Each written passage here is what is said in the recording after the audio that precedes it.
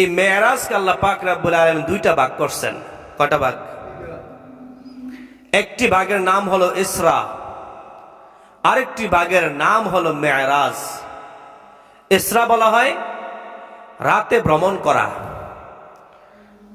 আর মেরাজ বলা হয় উপরে ওঠার সিঁড়ি। মেরাজ অর্থ কি? উপরে ওঠার সিঁড়ি। আল্লাহ পাক রব্বুল আলামিন কেন এই দুই ভাগে ভাগ করলেন? কারণ হলো মক্কা থেকে, যদি মেরাজটা হয়েছিল মূলত সূত্রপাত শুরু হয়েছিল মক্কা থেকে। নবীজিকে আল্লাহ পাক রব্বুল আলামিন মক্কা থেকে একদম আকাশের মধ্যে উঠিয়ে নিতেন, তাহলে দুনিয়ার মানুষ এটা বিশ্বাস করত না। কারণ হলো নবী করিম সাল্লাল্লাহু আলাইহি সাল্লাম যখন মেরাজ থেকে এসেছেন, তখন কিছু লোক নবীজিকে প্রশ্ন করেছিল, এর মধ্যে আবু জাহেল একজন ছিল। নবীজি যখন বললেন আমি আল্লাহর সাথে এই রাতের কিছু অংশের মধ্যে আমি আল্লাহর সাথে দিদার করে এসেছি, তখন আবু জাহেল বলে তুমি তো আসলেই পাগল হয়ে গেছ,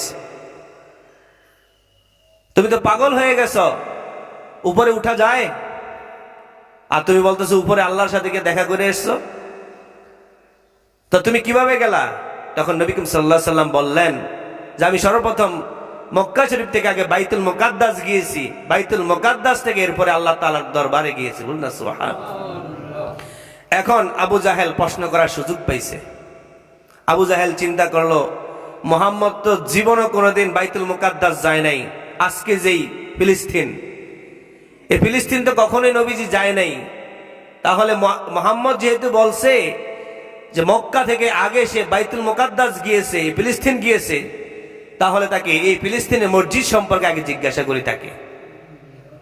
তখন এই আবু জাহেল জিজ্ঞাসা করলো মুহাম্মদ তুমি তো বলছো তুমি আল্লাহর সাথে দিদার করেছো, এটা বিশ্বাস করবো, তখন বলো তো দেখি ওই মসজিদের মধ্যে কয়টা জানালা আছে, কয়টা দরজা আছে? সুবহানাল্লাহ বল।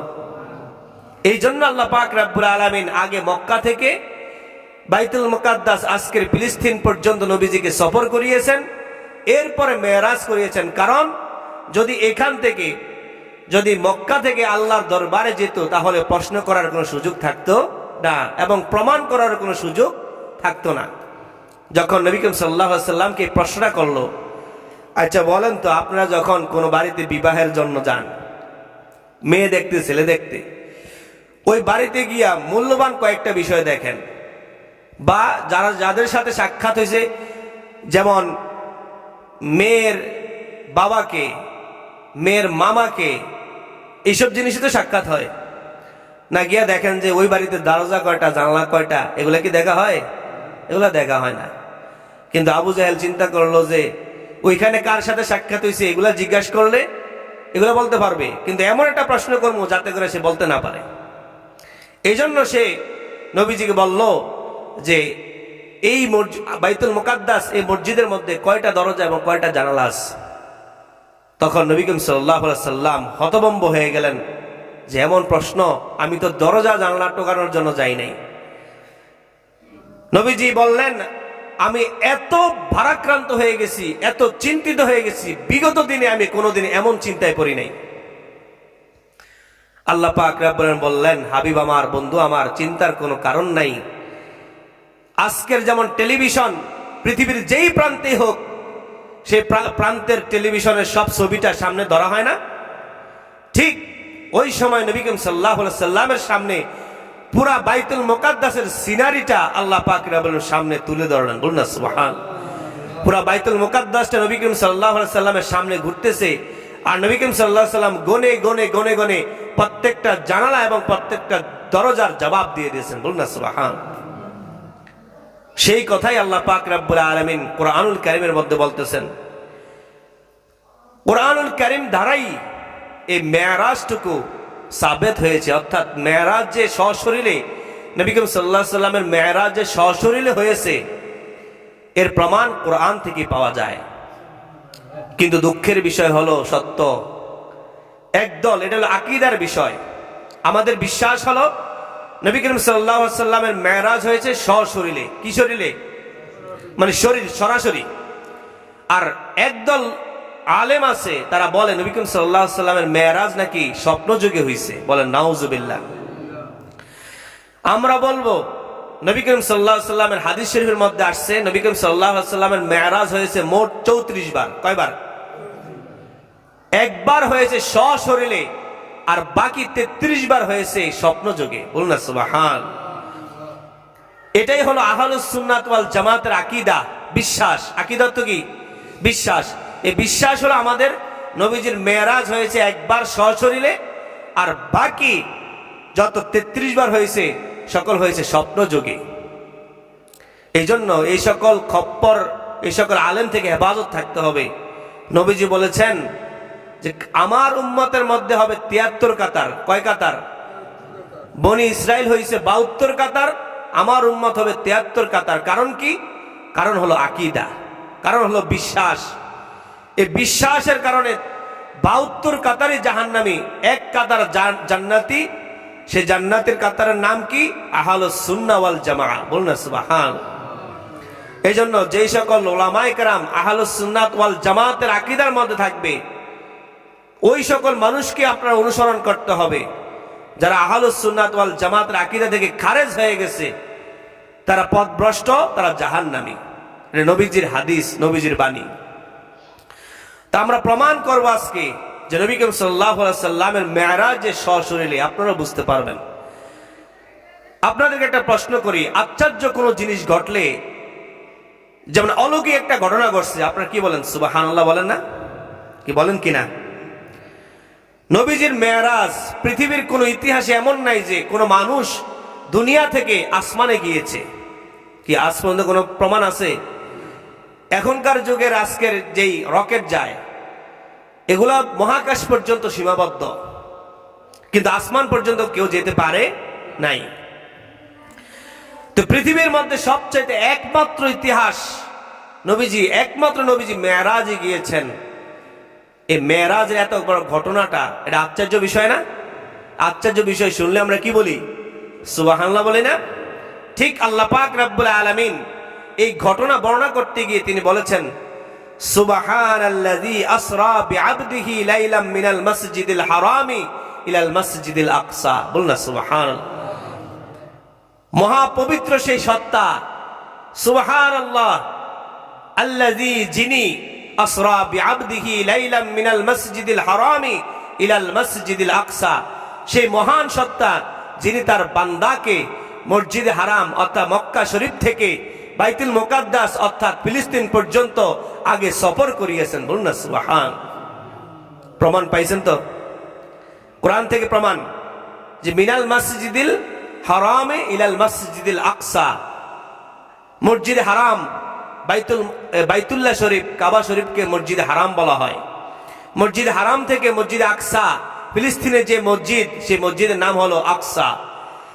বাইতুল মুকাদ্দাস থেকে আল্লাহ পাক রব্বুল আলামিন তার বান্দাকে বাইতুল মুকাদ্দাস পর্যন্ত সফর করিয়েছেন। আল্লাহ পাক রব্বুল আলামিন সেই ঘটনায় উল্লেখ করে দিয়েছেন। বলুন না সুবহান। এই আয়াতের মধ্যে আরেকটি বিষয় আছে, বিআবদিহি, আব্দুন শব্দের অর্থ বান্দা। আব্দুন শব্দের অর্থ কি? বান্দা। বান্দা বলা হয় তাকে যার রূহ আছে, যার দেহ আছে। রূহ এবং দেহ যখন আলাদা হয়ে যায় তখন আর বান্দা থাকে না।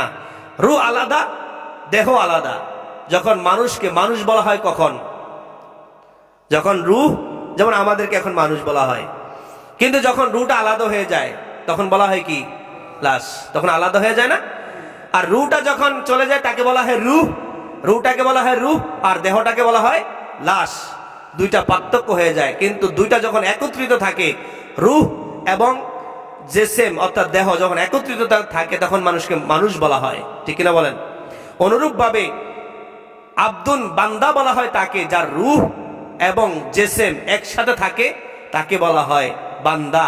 আল্লাহ পাক রব্বুল আলামিন সেটাই বলেছেন, আসরা বিআবদিহি লাইলাম মিনাল মাসজিদিল হারামি ইলাল মাসজিদিল আকসা। আল্লাহ পাক রব্বুল আলামিন তার প্রিয় বান্দাকে রাতের কিছু অংশের মধ্যে মেরাজ ঘটিয়েছেন। বলুন না সুবহান। তো এই কথা দ্বারা প্রমাণ পায় নবী করিম সাল্লাল্লাহু আলাইহি সাল্লামের স্বপ্নে মেরাজ হয় নাই। এটা স্বপ্নের যুগের মেরাজের কথা নয়, নবীজির মেরাজটা হয়েছিল, দিদার হয়েছিল একদম সরাসরি। বলুন না সুবহানাল্লাহ। এরপর আল্লাহ পাক রব্বুল আলামিন বলতেছেন, الذي باركنا حوله لنريه من آياتنا إنه هو السميع البصير।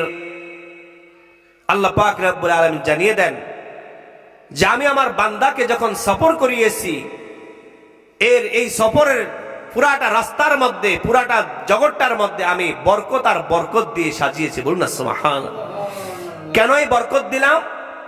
কারণ হলো লিনুরিয়াহু মিন আয়াতিনা, আমি আমার হাবিবকে, আমার বন্ধুকে, আমার সমস্ত নিদর্শনগুলো কিভাবে আমি আল্লাহ পাক রব্বুল আলামিন পুরা জগৎটাকে সাজাইলাম, কিভাবে আমি নেপচুন, প্লুটো, তারা, নক্ষত্র, বুধ, বৃহস্পতি, শুক্র, এই গ্রহগুলোকে কিভাবে সাজিয়েছি, প্রথম আসমান, দ্বিতীয় আসমান, তৃতীয়, চতুর্থ, পঞ্চম, ষষ্ঠ, সপ্তম, সিদরাতুল মুনতাহা, আরশে আজিম পর্যন্ত আমি কিভাবে আল্লাহ পাক রব্বুল আলামিন এগুলো সাজিয়েছি, জান্নাত কিভাবে বানিয়েছি, জাহান্নাম কিভাবে বানিয়েছি, জান্নাতের ফলাফল কি, জাহান্নামের ফলাফল কি, এগুলোকে দেখানোর জন্য আমি আল্লাহ পাক রব্বুল আলামিন সমগ্র জগৎটার মধ্যে আমি বরকতময় করে দিয়েছি। বলুন না সুবহানাল্লাহ। আল্লাহ পাক রব্বুল আলামিন এখানে লিনুরিয়াহু মিন আয়াতিনা, আর আইতুন শব্দের অর্থ হলো দেখা। আর আইতুন শব্দের অর্থ কি? দেখা। একজন মানুষ দেখতে হলে চোখ লাগে কি লাগে না? বলেন, চোখ লাগে না? স্বচক্ষে দেখার নাম হলো আর আইতুন। এখানে আল্লাহ পাক রব্বুল আলামিন লিনুরিয়াহু শব্দ দ্বারা এটাই বুঝিয়েছেন যে আমার বান্দাকে আমি স্বচক্ষে, নিজ চক্ষে আমার সমস্ত নিদর্শনগুলো দেখিয়েছি। বলুন না সুবহানাল্লাহ। এই আয়াত থেকে প্রমাণ হয় নবী করিম সাল্লাল্লাহু আলাইহি সাল্লামের মেরাজ যখন হয়েছিল সেটা সশরীরে মেরাজ হয়েছিল। বলুন না সুবহানাল্লাহ। তাদের একটা হাদিস আছে, তারা এই হাদিস দ্বারা প্রমাণ করতে চায় যে নবীজির মেরাজ সশরীরে হয় নাই। হাদিসটা কে বর্ণনা করছেন? হাদিসটা বর্ণনা করছেন আম্মা জান আয়েশা সিদ্দিকা রাদিয়াল্লাহু তাআলা আনহা।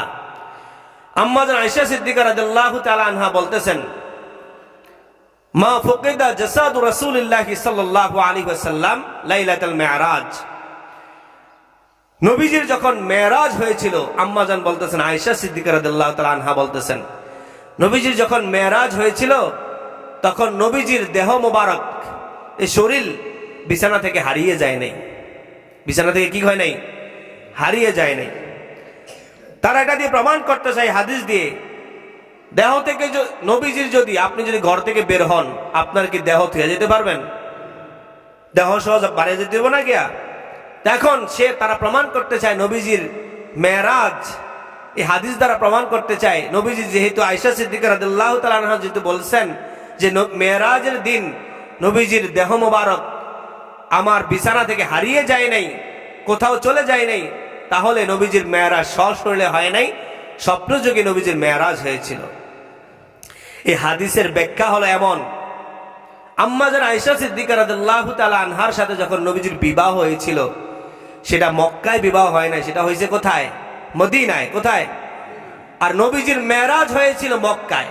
বলুন সুবহানাল্লাহ। নবীজির এই আয়েশা সিদ্দিকা রাদিয়াল্লাহু তাআলা আনহা যেটা হাদিসটা বর্ণনা করছেন, নবীজির এই সশরীরের মেরাজের পরেও 33 বার স্বপ্নযোগে মেরাজ হয়েছিল। নবীজির যখন একদিন ঘুমিয়েছিলেন আয়েশা সিদ্দিকা রাদিয়াল্লাহু তাআলা আনহার ঘরে, তখনও নবীজির একটা স্বপ্নযোগে মেরাজ হয়েছিল। সেই বর্ণনাই আম্মা জান আয়েশা সিদ্দিকা রাদিয়াল্লাহু তাআলা আনহা বলেছেন যে নবীজির যেদিন মেরাজ হয়েছিল সেই দিন নবীজির দেহ মোবারক কি করে নাই? হারিয়ে যায় নাই। এজন্য উলামায়ে কেরাম, আহলুস সুন্নাত ওয়াল জামাত, উলামায়ে কেরাম, মুহাদ্দিসিনে কেরাম তারা বর্ণনা করেছেন যে নবীজির মেরাজ সশরীরে হয়েছে, নবীজির মেরাজ স্বপ্নযোগ্য হয়েছে। বলুন না সুবহানাল্লাহ। এজন্য আমাদের আকীদা এবং বিশ্বাস থাকতে হবে সম্পূর্ণ স্বচ্ছ, ক্লিয়ার থাকতে হবে। আকীদার মধ্যে গলত, নবীজি বলেছেন আখলিস দীনাকা ইয়াকফিকাল আমালুল কলিল। অনেক আমল করছে কিন্তু তার আকীদা খারাপ, আকীদার মধ্যে গলত আছে, আকীদার মধ্যে একটু পরিমাণ ভুল আছে, তার সমস্ত আমল বরবাদ। আখলিস দীনাকা, তোমার দিনকে, তোমার ধর্মকে তোমার বিশ্বাস কি তুমি খালেস করো, স্পষ্ট করো। ইয়াকফিকাল আমালুল কালিল, অল্প আমলই তোমাকে জান্নাতে নেওয়ার জন্য যথেষ্ট হয়ে যায়। বলুন না? এই জন্য আকীদার বিষয়টা হলো মারাত্মক বিষয়। আকীদার যার গলত, তার পৃথিবীর সেজদা দিতে দিতে দিতে দিতে যদি কপালে দাগও পড়ে যায়, সে জাহান্নামী হয়ে যাবে। এটা নবীজির হাদিস। এই জন্য আকীদার বিশুদ্ধতা সর্বপ্রথম প্রয়োজন।